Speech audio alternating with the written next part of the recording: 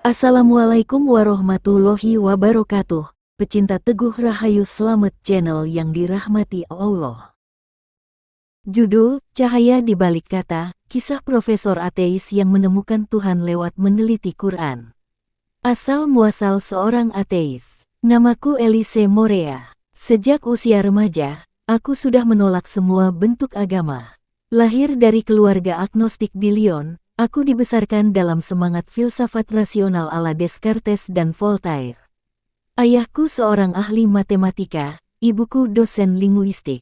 Tidak ada salib di rumah kami. Tidak ada doa sebelum makan. Tuhan adalah konsep usang dalam kamus keluarga kami. Aku tumbuh menjadi seorang akademisi yang membanggakan rasionalitas. Kini aku mengajar di Universitas Sorbonne, memegang gelar doktor filsafat dan sastra klasik. Di mataku, agama hanyalah residu sejarah. Kitab suci hanyalah karya sastra kuno yang disakralkan manusia. Dan umat beragama, mereka yang terlalu lemah untuk hidup tanpa ilusi. Namun, rasa ingin tahuku terhadap teks-teks agama tidak pernah padam. Bukan karena aku ingin percaya. Justru karena aku ingin membuktikan kelemahannya. Aku meneliti Injil, Tripitaka, Bhagavad Gita, semuanya kugoresi tinta kritik. Tapi ada satu kitab yang belum pernah aku sentuh secara serius, Al-Quran. Itulah awal dari petaka, atau anugerah, yang tak pernah kubayangkan sebelumnya. 2. Membuka lembaran cahaya. Aku membeli terjemahan Al-Quran bahasa Prancis di sebuah toko tua di Kuartier Latin.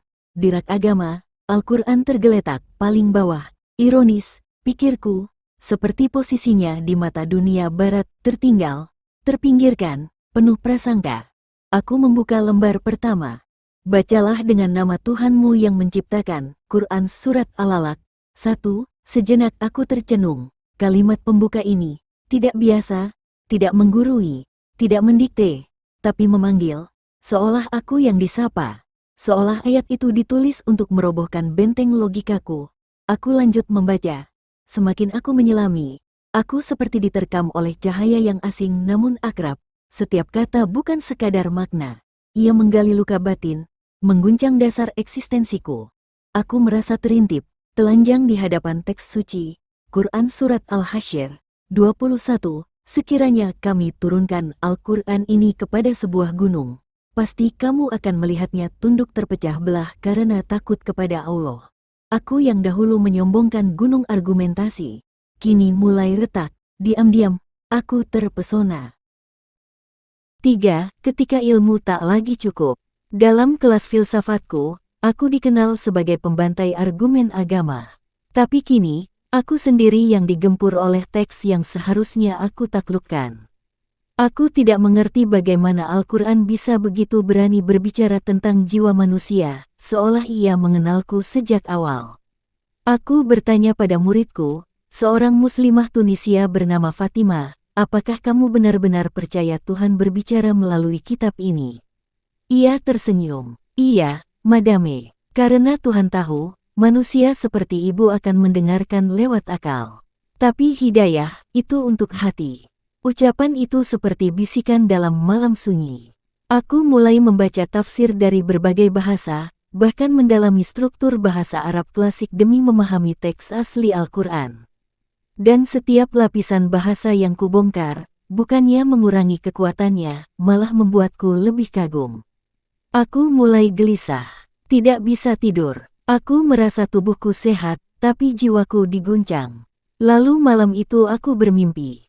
Aku berjalan dalam kegelapan. Lalu muncul cahaya, lembut, tapi menyilaukan. Dan suara itu datang, bukankah ini yang kau cari?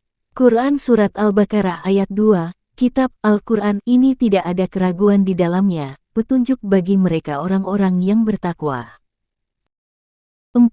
Dua sahabat, dua cermin. Aku menghubungi dua orang yang kemudian menjadi cermin jiwaku. Yang pertama, Fatima, mahasiswaku yang tetap santun meski kerap kukritik. Ia menjadi temanku berdiskusi, tak pernah memaksa, hanya menjawab dengan kelembutan. Yang kedua, Pierre Delacour, teman sesama profesor yang juga sedang krisis spiritual. Ia pemeluk Katolik yang kecewa pada gereja, tapi tetap percaya pada Tuhan. Elise, mungkin kamu tidak sedang meneliti, tapi kamu sedang dipanggil, ungkap Pierre. Kalimat itu menusukku. Apakah benar? Apakah aku tidak lagi membaca Al-Quran sebagai objek, tapi sebagai subjek yang membaca diriku? Aku kembali pada surah Maryam, tentang seorang wanita yang dihormati, dibela, dan dimuliakan. Tidak ada kitab suci lain yang begitu menghormati perempuan sepertinya. Quran Surat Maryam ayat 16-17, dan ceritakanlah kisah Maryam yang mengasingkan diri ke suatu tempat di sebelah timur. Tangisku pecah. Aku merasa seperti Maryam. Sendiri, asing, tapi dipeluk cahaya yang lembut, teduh dan damai. 5. Pengkhianatan diri dan perlawanan batin. Di fakultas, aku mulai terlihat berbeda. Teman-teman sesama profesor mulai menyindirku. Sepertinya Morea sudah jadi mistikus Arab, kata salah satu kolega. Pierre menepuk bahuku. Berjuanglah. Kebenaran itu mahal. Aku mulai memakai kerudung ringan saat membaca Al-Quran. Bukan karena tuntutan, tapi karena rasa hormat. Dan pada suatu sore, aku berbisik pada diriku, jika semua yang kau kejar selama ini adalah logika, maka mengapa logika itu kini menuntunmu ke jalan yang tidak kau duga? Aku menangis di antara buku-buku filsafat. Bukan karena aku kalah, tapi karena aku tahu, ternyata selama ini aku telah dibohongi oleh kesombonganku sendiri. Quran Surat Al-Fat ayat 29, Muhammad itu utusan Allah, kamu melihat mereka ruku dan sujud mencari karunia Allah dan keridaannya. Ruku, sujud, kata itu mulai bergema. Tubuh yang selama ini sombong, mulai merindukan rebah. 6. Syahadat di antara dua dunia. Hari itu hujan deras. Aku datang ke masjid kecil di Marseille. Aku hanya ingin melihat. Tapi Allah punya rencana lain. Seorang wanita tua menyambutku. Selamat datang, anakku. Jika kau mencari cahaya, maka cahaya pun akan mencari dan menyambutmu. Tubuhku gemetar. Aku menangis. Tak bisa lagi menyangkal apa yang sudah lama kurasakan. Kembali ke Paris. Aku memanggil Fatima. Di ruang kerjaku yang penuh buku filsafat, aku mengucapkan dua kalimat yang mengubah seluruh hidupku. Asyhadu alla ilaha illallah, wa asyhadu anna Muhammadan Rasulullah. Fatima memelukku. Air matanya jatuh membasahi jubahku. Allah telah menjawab doa-doa saya. Madame, Quran Surat Az-Zumar ayat 22. Maka apakah orang yang Allah lapangkan dadanya untuk menerima Islam lalu ia mendapat cahaya dari Tuhannya? 7. Jejak cahaya di lorong akademik. Kini aku dikenal sebagai Elisa Maryam. Aku tidak kehilangan akal, tidak kehilangan ilmu. Aku justru merasa semuanya kini punya makna. Aku mengajar bukan hanya dengan logika, tapi dengan cinta. Aku menulis bukan hanya dengan pena, tapi dengan jiwa. Aku menerbitkan jurnal akademik berjudul Al-Quran dan Logika Eksistensial. Banyak yang mencaci, tapi lebih banyak yang membaca. Aku tahu, Allah menyentuh mereka lewat kata-kata yang dulu membuatku sombong. Pierre masuk Islam setahun kemudian. Ia berkata, kau adalah Maryam di masa modern, Elise. Yang datang sendiri, tapi pulang membawa umat. Aku hanya tersenyum. Karena aku tahu, semua ini bukan karena aku cerdas. Tapi karena Allah Maha Pengasih. Quran Surat Yunus ayat 58 katakanlah, dengan karunia Allah dan rahmatnya, hendaklah dengan itu mereka bergembira. Itu lebih baik dari apa yang mereka kumpulkan.